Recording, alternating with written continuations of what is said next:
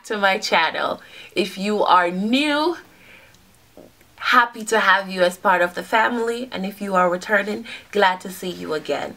So yes, today we are talking substance abuse, or we are talking about triggers in illicit use. Triggers when we have a problem with with drugs or with certain patterns of behavior. So we are going to be talking about triggers, or how do we start to build new habits.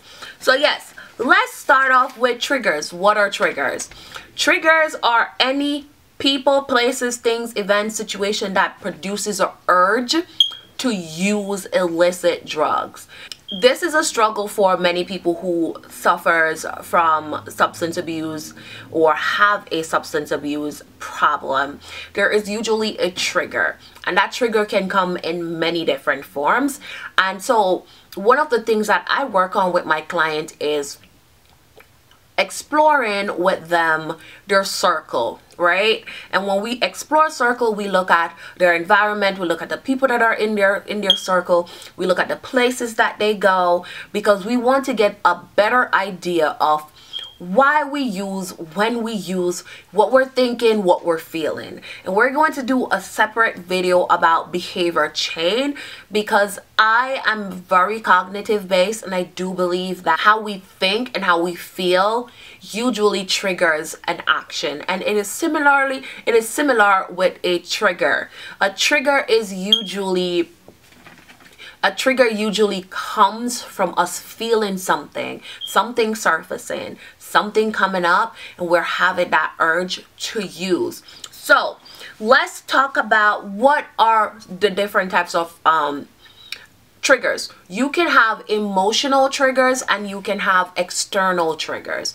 Your emotional triggers would come in the form of a thought, or come in the form of emotion. So you're feeling something or you're thinking something, and that would be an internal trigger. And then you would have your external triggers, which would be your people, the places that you go to, or it can be an event.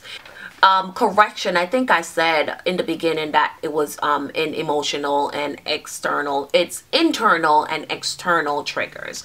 So let's talk about your external triggers. Your external triggers are usually the biggest triggers, or they come more easily, right? Because we're very easily influenced, very easily influenced by the people that we have around us, or we are influenced by the places that we go to, the environment, whether that's at home, your friend's house, wherever it is that you go, or it is an event that comes around. It could be birthdays that come around, or holidays that brings these triggers. And so these are usually triggers that you can control, meaning you can make a choice not to go to a place. You can make a choice not to see someone. And so these triggers are usually triggers that you can start off by controlling to start seeing the biggest success in you decreasing your illicit drug use, or minimizing your exposure to using any illicit drugs. And then your emotional triggers, these are very hard, because your emotional triggers, sometimes they started because you started using substance to fill an emotional trauma, right? And so you were attempting to fill a void. Something happened, you wanted to get over it, and you started using drugs to numb that pain, to numb that. And so controlling your emotion, the emotional triggers, are going to take a lot of cognitive restructuring, building up a lot of self-esteem, and working on your self-doubt. You believing more in yourself, you believing in your skills, you owning those skills, you building on that, you surrounding yourself with positive influences around you, so that you, when these thoughts surfaces, you can quickly get rid of them. And so the emotional triggers are usually very hard and takes a lot of dedication, a lot of work from the person. And so our thoughts are usually another internal trigger that can be very hard, because they can come in the form of that is insidious, and that can be negative self-talk, not believing, talking down to yourself, telling yourself that you're not good enough, telling yourself that you're not worth it, or even questioning why you are doing it. I'm not good enough. It makes no sense for me to do this, because I've been told my whole life that I would never amount to anything. And so those triggers can be very, very devastating to the progress that you have been making. Whenever these triggers come about, they can set you back so much. Those emotional and those emotion and those thought internal triggers can set you back so far, even more than an external trigger. Because when our thoughts start to play on us and we start to sink in those thoughts, it can be so much, it can be so bad. So yes, understanding the difference in the triggers that happens are your external triggers and your internal triggers. So moving forward, let's talk about how we can start working on some of those external triggers. People, a person being a trigger, oh my goodness, that is hard. It can be hard because oftentimes you are surrounded by people who influenced you or caused you to use, right? And so the first thing are building new habits to minimize your triggers are going to be, you're going to have to eliminate some of these people from your life. And that can be family members, which can be hard for people, because they can say, well, I don't want to get rid of my mom, or I don't want to get rid of dad out of my life. Eliminating does not always mean that you are never going to talk to this person for the rest of your life, right? It is simply saying that in the beginning of your sobriety journey, that is the most crucial part of your journey. And I say that because this is the time when you are tested the most. You don't have the coping skills yet down pat that you need to get you through certain situations. You don't have the coping skills to say no yet. And so in the beginning part of your journey, you will have to be selfish. Yes, I said it. Selfish. You are going to have to think about yourself and only yourself. You are going to have to get rid of some of these people. So if that means I used to go to mommy's house and mommy always have alcohol there, I may have to stop going to mommy's house for a period of time until I am strong enough to go to mommy's house and not using or not drinking any alcohol, or not smoking any marijuana, or not using any cocaine, or not taking any of mommy prescriptive drugs to use. So you may have to be very selfish in that beginning phase of your journey, because you don't have the coping skill. You're not strong enough to say no. You're not strong enough to walk away. And so some of these people, you will have to get rid of them until you get to that point. Secondly, your environment. Places. You may have to stop going to some places until you're strong enough. It's just the fact of it. You have to start making small changes, implementing new habits in order for you to get to where you need to be. So if you usually go to the Christmas party and that's where Johnny is with the cocaine, then guess what? Don't go to the Christmas party. If you used to go to your next door neighbor and you always have some marijuana over there, then don't go to your next door neighbor's house. So what do you do to help your clients to start understanding and controlling those triggers, right, that are going to lead them to using? One, you want to have your clients differentiate between goals and habits, because goals are usually those outcome. I want to get healthy.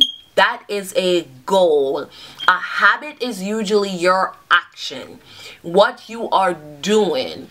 Okay, so big difference between a habit and a goal. So have your client understand that and write clear, concise goals and work on those habits, changing those habits so that they can achieve their goal. 2 is going to be to have your clients start making small changes. Encourage them to make small changes.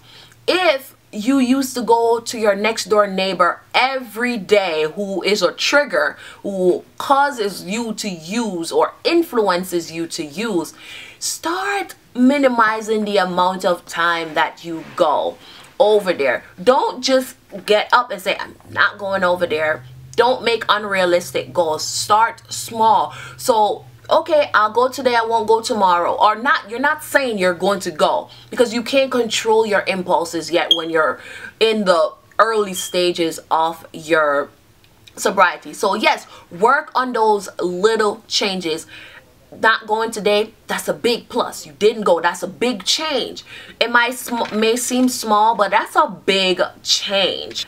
3 is to update your environment. Yes, updating your environment. So as you are starting to make these new changes, surround yourself with new environments that are going to encourage this new habit, this new change, to minimize your trigger. So again, if you used to go to your next door neighbor every day, that's the environment. You're going next door to your neighbor who is a trigger, who causes you to use because he has marijuana over there or he has alcohol over there. So now you're going to go to Uncle Nick's house, who is a Christian, who don't believe in certain things, who may be able to influence this new behavior. So adjust your environment while you're making those little small baby steps, who to someone else may be small, but to you is big steps.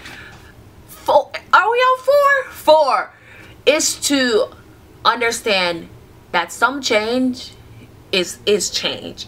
So some practice is practice. So if you were able to get some things done today and you weren't able to get it done tomorrow, it's still some change. Okay, so acknowledge that.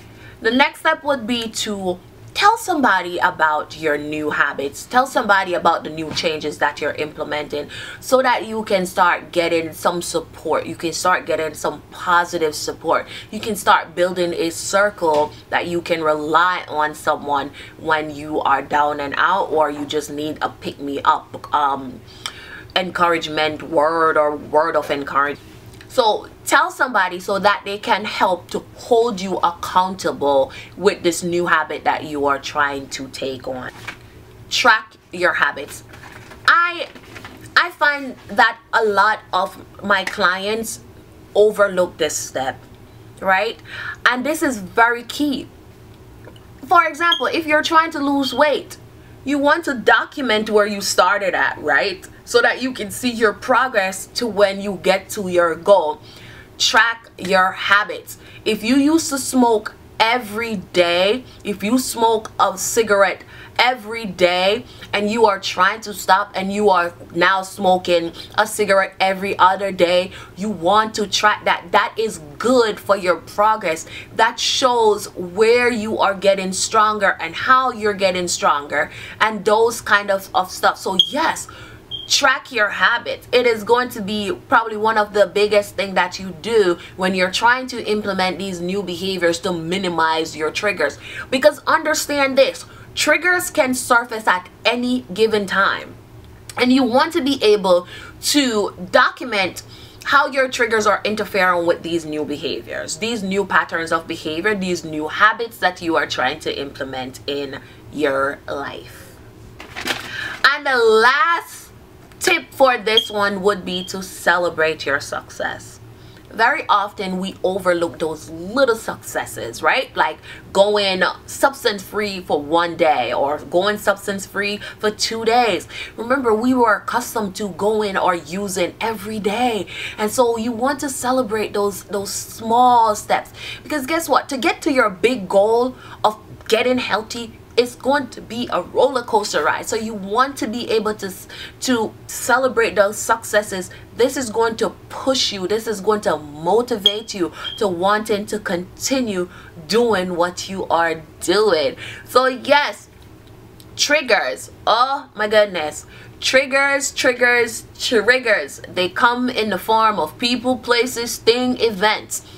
But implementing those new habits and those new coping skills, those new little bits of habits, can help you minimize your triggers and can also help you to understand more why you do certain things. So as always, thank you guys for being a part of the family. Like and subscribe, and leave your comments down below as it relates to triggers and creating new habits and new coping skills. See you in the next video.